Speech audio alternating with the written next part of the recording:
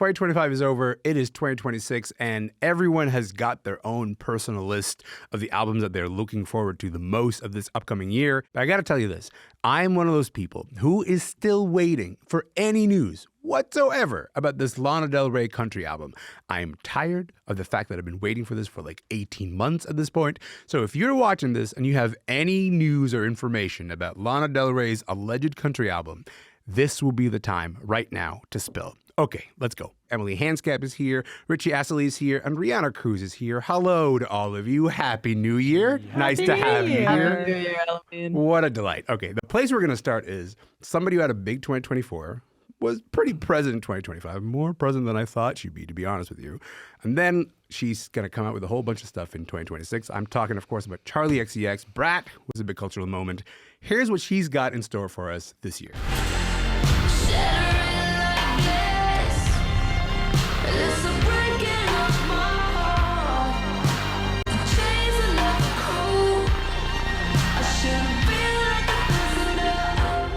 That is Charli XCX. The song is called Chains of Love. It is a part of the soundtrack that is coming out to Wuthering Heights.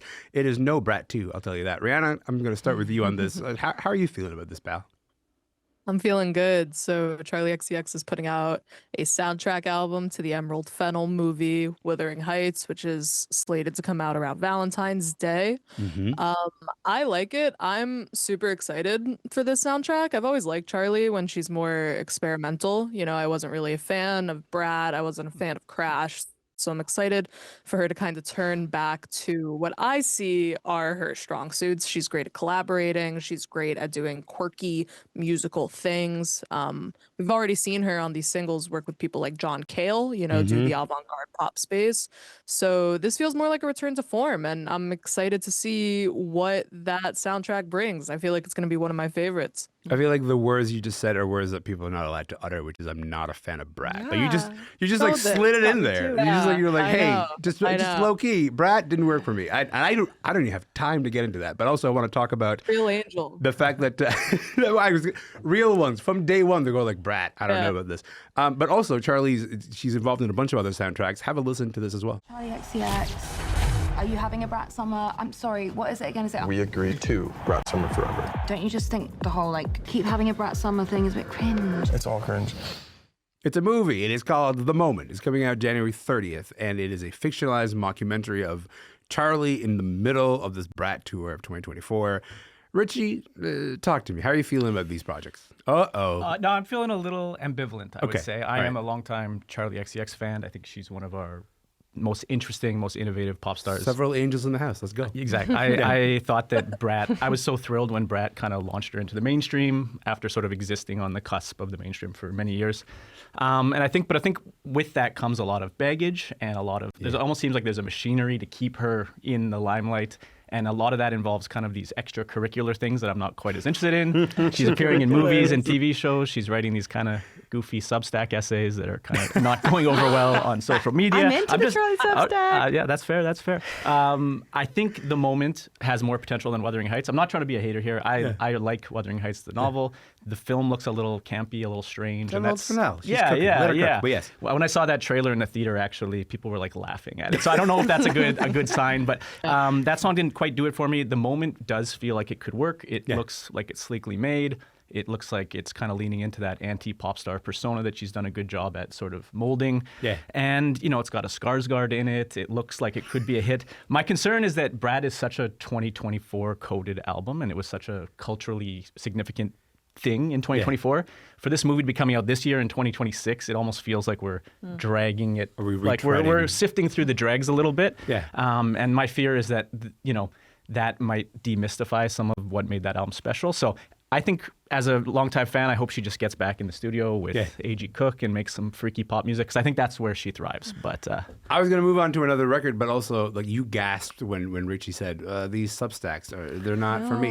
So Charli's been writing a bunch on her newsletters. Some of them were like 3,000 words long. We were like, this is what happened when Emerald Fennell called me, and she was like, do you want to be involved in this project? They're working for you, Emily. What's going on? I'm very into the trend of pop stars letting us into the industry more. This is how it is to be a pop star. This is what my life and inner narrative looks like, I want more of that. The more we know about them, the more honest and ethical our relationship to music and our consumption to it could be. So I'm very into it. I want to know more. Peel back every curtain, every layer. Okay. I'm a reading. I read one, and then when there was another one, I was like, good luck. I'm not reading all that. Fair. I know. I'm happy for you, or I'm sorry that happened. But I will say that I'm invested in the fact that she's like, this is part of her new persona, is sort of this peeling back the curtains. Of course, that's what the film is going to be at least a little bit about. Okay, so there's something about the fact that Charlie has kind of been ever present. You know, the idea of like you go from Brat Summer to the remixes album this year, and then in the remix album 2025, and then suddenly, you know, there's now the movie. Something about going away for a long time is helpful as a pop star, but sometimes people go away for a little bit too long. Here is an artist who has been gone for 8 years. Let's hear some brand new music from Robin.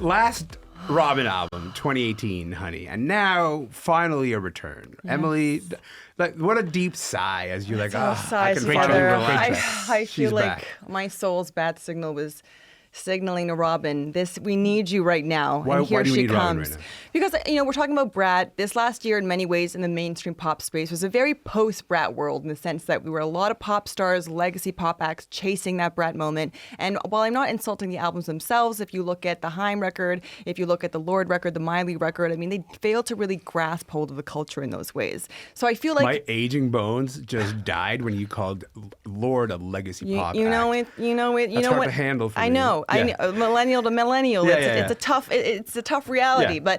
But now we have someone like Robin coming through, and why I think this is going to be potentially that moment and grab hold of the culture in that way is she's a real champion of like slow cooked pop. You know, like if you think of a song like Dopamine, it took her 10 years to make, and I think that what happens when you cook that pop slow instead of making kind of chart chasing pop and trying to seize that moment to kind of a manufactured way is your music is not reactive, and instead it does what Robin's music always does when she disappears and comes back, is it sets the trends and it sets the course, and it really does grab hold of the culture. So I think after this year that we've had, and especially in the pop space, this is right and ripe, perfect timing for her to burst onto the scene and just take over. I'm here for it. I like the idea of Robin as like a corrective to the moment. The idea of like, let's just distill a lot of these ideas into one thing so we can all go, oh, that's what we've been dealing with. We should say we don't have a date for that new record, Sexistential, but I'm deeply looking forward to this. But I'll tell you who has listened to it is Reanna Cruz, which is, again, every time you come on the show, Reanna, it's a bit of a flex, and I'm furious with you. But also, tell me about the listening event. You listened to this record. What was it like? I did. It was amazing. We're furious. We're done. It's Get good. off the call. I that's all I could say is that it's Give us great. some facial movements to give us some secrets. You know, what can we expect? A big wide mouth. That's what we're expecting. Okay. Yeah, we could expect lots of there's one song that gave me like stank face, you know. Oh, that's the best. Okay, yeah. With it, lots of like, you know, roiling bass lines we got going. It's pretty good though. I'm excited for it to come out. That's awesome. I'm a little bit jealous, and also the fact that we just don't even have a date. Like, Rihanna's among us. They've heard this entire album, and I just have to sit here and go like, one day I too will get to hear this entire album. We'll be waiting with the peasants over here, Rihanna. Yeah. But also, Rihanna, there's a bunch of big names that we're kind of looking at, being like, oh, they have a new record. This is definitely dropping this year, but we don't know when it's gonna be. Who else should we look at for in 2026? Who do you have kind of circled, being like, I'm gonna check back on you? Yeah, I mean, there's a bunch of big ticket pop acts that haven't put out dates for their upcoming records. I mean, Lana Del Rey, her country record has been teased for years. Yeah, no, I'm dying at this point. I'm withering away waiting for this record. Yeah. Likewise. My personal favorite, Madonna, I'm excited for allegedly Confession to the Dance Floor Part 2, but I don't really know if that'll materialize. You know, we had a Madonna biopic that never materialized, so say if it really comes about. There should be a new Ray record. I know her song "Where Is My Husband" really took off this year, so I think that could be the record to shoot her into the stratosphere bigger than she already is. But I would think that there would be a big ticket album dropping this month in January, just because last year we had the Bad Bunny record come out, and that kind of dominated the dialogue for the entire year. So here's hoping that like a legacy act takes this as an opportunity to bestow us with one of the beautiful pop records. Ariana, can I just hold on Madonna for a second? Because the idea of like pegging, you're like Madonna moment, absolutely. The idea of having a sequel to Confessions on a Dance Floor, that's an interesting move because I think that's the last major Madonna moment that I remember. Not to be rude to MDNA, not to be rude to Hard Candy, maybe to be a little bit rude to Hard Candy. Maybe there was that 4 Minutes to Save the World song. That was a moment, but also some of us would like to erase that from memory. But the Confessions on a Dance Floor, huge moment, 2005. It's been 20 years since then. The idea of like pegging a return to that's a huge record. That's a huge album. What do you think Madonna's trying to telegraph by being like, that's the thing I'm going to go back to? Well, I mean, I think she's trying to telegraph that like she is ready for the cultural spotlight again because I agree. Like the past few records haven't really landed. Madame X was a non-issue. So I think I literally forgot about that album. So thank you so much for reminding me. Yes. Yeah, exactly. Madame X, Rebel Heart, her past two records, clearly nobody remembers them. And I think the also Sway Lee records, that's why I don't remember them. Yeah, but yes. Yeah. I think she's trying to capitalize also. In 2025, we saw a lot of people putting out sequel records. I'm thinking of like FKA Twigs, Eusexua, and then Eusexua Afterglow. Justin Bieber did Swag and Swag 2. So this feels natural and it feels trendy, but also we'll probably see Madonna like trying to capture the moment again, which I'm excited for. Okay, but the idea of Madonna capturing the moment, that's something that I genuinely would like to see again, but also the music's got to be there, so I shall wait for that moment. My name is Elamin Abdelmahmoud. This show is called Commotion. Reanna Cruz is here, Richie Assaly is here, and Emilie Hanskamp is here, and we're talking about the music that we're looking forward to in 2026, and there's at least one Canadian icon that we know for sure is coming back in 2026. February 20th, that is a day that we're getting the first new album in 11 years from none other than Peaches herself. It's a Peaches record, so you can understand why it's called No Lube So Rude. Here's a bit of the track, Not in Your Mouth, None of Your Business.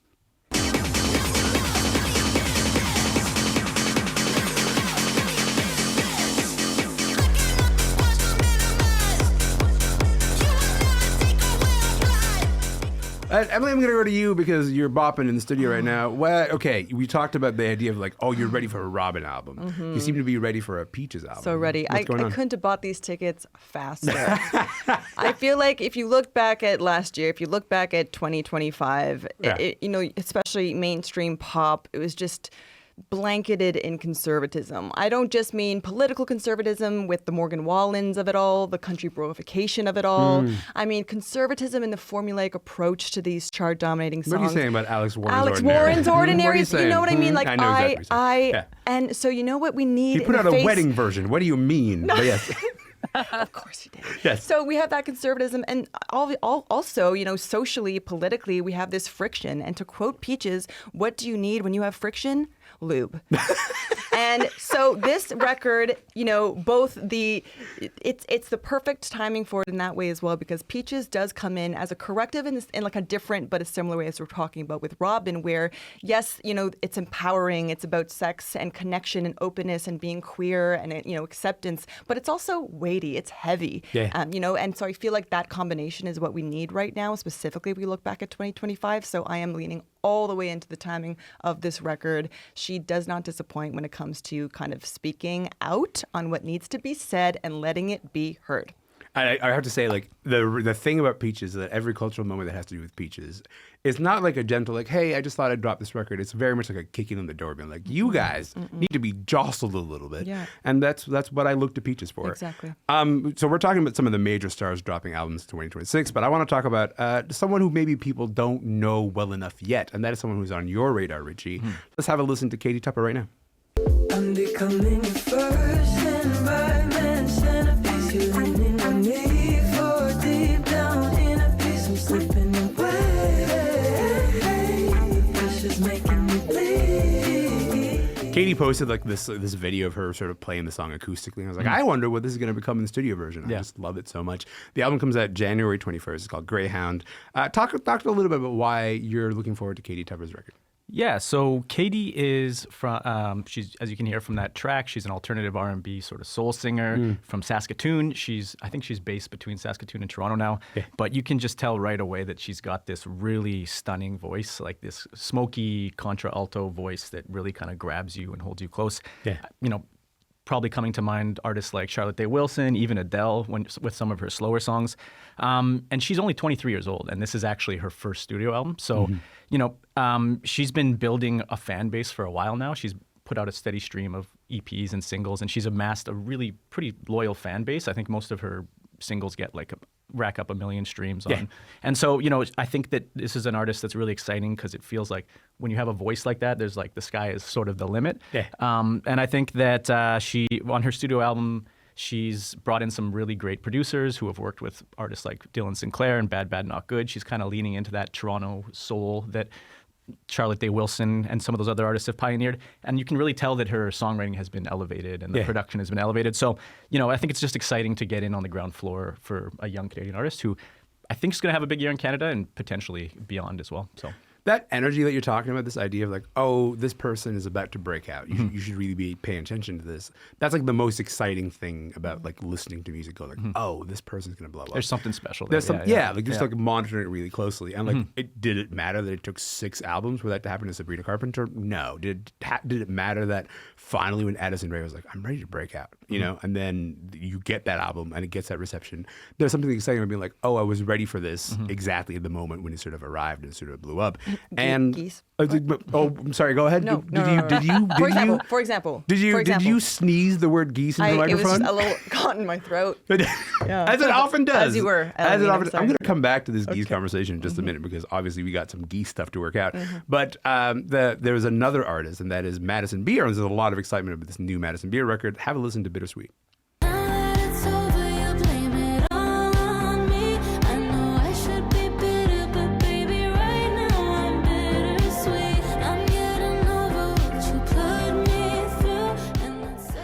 Look, Rihanna, I gotta say, like, Madison Beer, it's not like she's been absent, but again, there's something about waiting for a moment where you go, oh, now she's a household name. Why do you think this is going to be the moment for Madison Beer?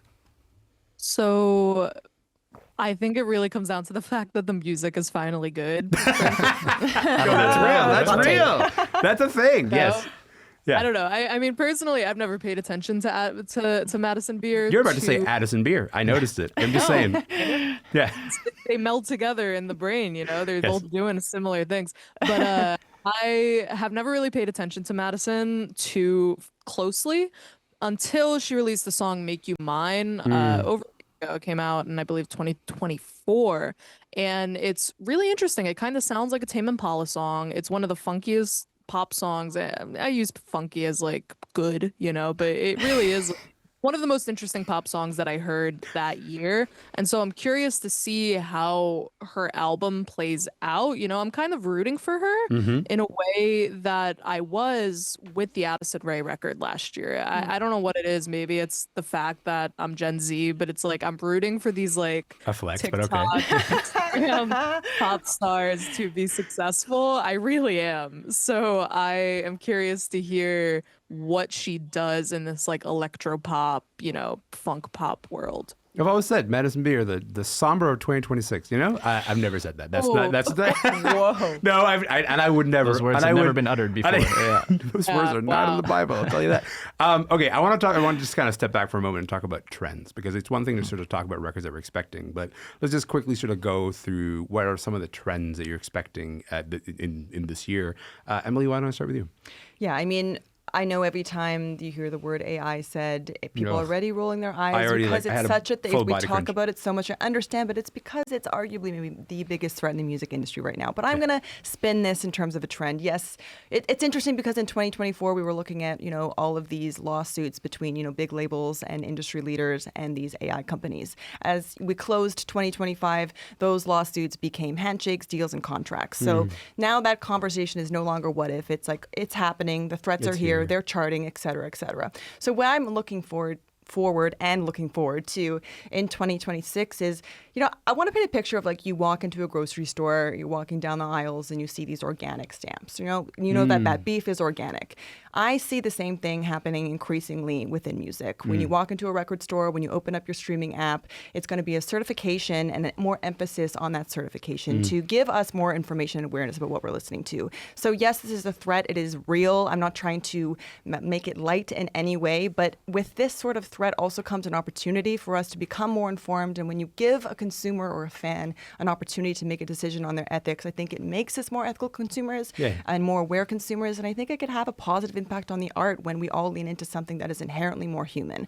So that is what I'm looking forward to as a trend with relation to the maybe more positive aspect of AI. What a beautiful, rousing, optimistic sentiment. Like, You gotta listen. I'm here for It's this. here. It's here, and it's haunting us. I'm here for so this. what are we gonna do with it? Let's go. I'm ready. Richie, I gotta say, maybe anecdotally, but I think I've seen the fewest number of people from my friend circle sort of post or Spotify Wrapped, and it feels like our relationship to like these sort of music streaming platforms are kind of changing. Where are you seeing that trend sort of go this year? Yeah, so like Emily was kind of hinting at, I think 2025 felt like the year where a lot of our fears about the devaluation of music from these large streamers or from artificial intelligence kind of materialized and forced a lot of people to kind of reevaluate, their relationship with these streamers. You think about, AI is generated content is proliferating very quickly. A lot of the time on platforms like Spotify, it's directly exploiting or ripping off the unique sound of artists. And that has sparked a lot of artists to just pull their music completely from Spotify. And in turn, I think a lot of consumers are, and that also, we also have to think about the fact that as Spotify embraces AI, they're also using their profits to invest in these sort of politically dubious investments that we've talked about, I think, at other times. But I switched to Qobuz, which is a more ethical streamer. I have a lot of friends and family who have also decided to make that leap, and I think we're seeing this sort of shifting tide. And it's not just with how we relate to streamers. In the fall, there was a huge campaign called No Music for Genocide, in which 1,000 artists and record labels geo-blocked and removed their music from Israel in order to protest and place pressure on Israel. I've never seen anything like that before. And to place pressure on Israel to end its occupation in Palestine and the genocide in Gaza. And this wasn't a marginal movement. There was A-listers like Lorde and Bjork, Clairo took part in this, Canadian artists like Caribou, Bad Bad Not Good, Luna Lee, Nemesis. And so it really feels like everything is happening now. It feels like the techno-fascists are at the gate. And the sort of hashtag resistance politics that we might have seen during the first Trump administration has kind of drifted away. And now we're seeing artists who are taking real material risks and using their cultural capital to really take a stand for things. And we even see it with Sabrina Carpenter and Billie Eilish kind of going toe-to-toe with Sabrina Trump Carpenter and asked Elon the Musk. Trump campaign, the Trump White House to take down her music from one of their videos. Right? Yeah. So it feels like there's something shifting, and I think that's very exciting, and we'll see where that goes in the coming year. Those are huge trends. Those are, I like what those are. They're not even musical trends. They're not even have to specifically to do with the music. They're like, watch the way that politics is kind of unfolding on the music. Okay, we're going to do the hard thing, which is going to share 2 minutes worth of time among the three of you. I want your recommendation. Your personally, what album are you most excited for in 2026? Reanna Cruz, why don't you take us? Why don't you begin? So one of my favorite DJs in the world, Danielle Harl, his last record, Harlcore, came out in 2021, was my favorite record of the year. His quote unquote debut album, which really means nothing anymore, is coming out this year. It's called Cerulean. I don't really know how to say that word. I never did, but I'm excited to hear it. It should be cool. Rihanna said that word. None of my business. not concerned. Just give me the music. Colors, I don't know. Richie, over to you, pal. Well, Rihanna actually scooped me because I was also going to say this Danielle Harl record. I'm a big fan of his. He comes from that PC music collective that spawned a lot of the same music that ended up appearing on Brat. Anyway, check that one out for sure. The singles are great. But I'm going to recommend Beverly Glenn Copeland, who has a new album coming out. Beverly, for those who don't know, and you should know, Beverly is a very influential Canadian experimental composer who made really some great records in the 80s. He was a actor and writer on Sesame Street, on Mr. Dress Up, and has had this sort of late career blossoming, and is now 81 years old and is releasing his first album since being diagnosed with dementia in 2024. Yeah. And it's a collaborative album with his wife, Elizabeth Copeland, who's a poet and environmental activist. It's a very tender, sweet album, and it's just great to have artists this late in their career still putting out interesting, tender music. Oh, I and love that. we're lucky to have Beverly, and I hope people check it out while he's still making these great albums. Emilie Hanskamp, 30 seconds to you, pal. 30 seconds. I'm excited for Daphne's new record, Caribou's. I don't want to say alter ego because it's very in the same world. But Dan Snaith is my electronic music king. His music is so jubilant and joyous. It's emotional. It's soulful. I cannot wait to be on the dance floor. As soon as that record comes out, I will follow him to the end of the earth. I cannot wait. That's a full-throated musical endorsement. It's like, I will follow you to the end of the earth. That's what I'm here for. Stan. I'm here for this, and I appreciate you guys. This has been a wonderful way to kick off this year. Thank you for your time and for your energy. Thank you so much. Happy New Year. Oh, Happy New Year to all of you. Richie Assaly, Emilie Hanskamp, a freelance music journalist. They were right here with me in our Toronto studio. Reanna Cruz is a freelance music journalist, podcaster. They were in New Jersey. My name is Elamin Abdelmahmoud. This show is called Commotion, and hey, we'll see you on Monday.